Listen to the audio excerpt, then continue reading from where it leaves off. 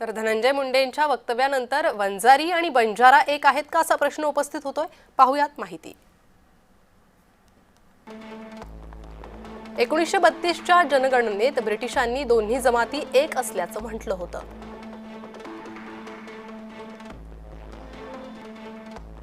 1974 मध्ये नामसाधर्म्यामुळे अनेकदा सरकार दरबारी गोंधळ झाला।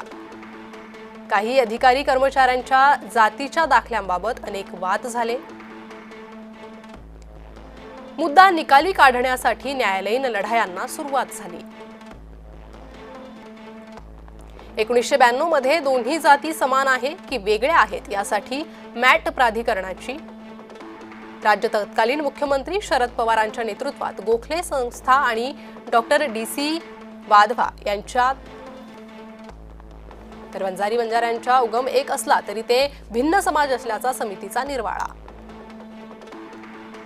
वंजारी बंजाऱ्यांमध्ये रोटीबेटीचा व्यवहार होताना दिसत नाही। दोन्ही समाजाचे रीतिरिवाज, भाषा, परंपरा, संस्कृती वेगवेगळी आहे।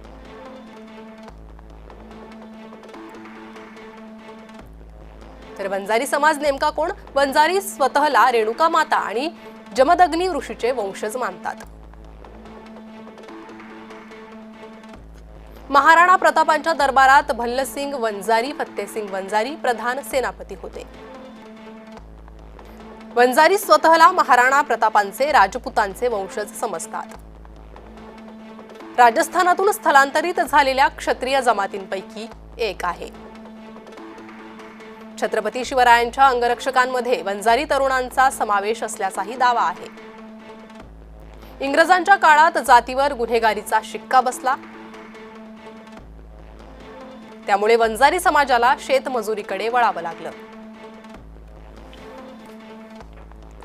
स्वातंत्र्य सैनिक धर्माजी गर्जेंच्या नेतृत्वात ब्रिटिशांविरोधात लढा देण्यात आला। बीड, परभणी, पाथर्डी भागात वंजारी समाजाचं मोठ्या संख्येने वास्तव्य आहे। वंजारी समाजाची भगवान बाबांवर श्रद्धा आहे। भगवानगड त्यांचं शक्तीपीठ। वंजारी समाज प्रामुख्याने मराठी भाषा बोलतो। महाराष्ट्रात वंजारी समाज भटक्या जमाती NTD या श्रेणीत मोडतो। गोपीनाथ मुंडेंच्या रूपाने वंजारी समाजाला राजकीय नेतृत्व मिळालं।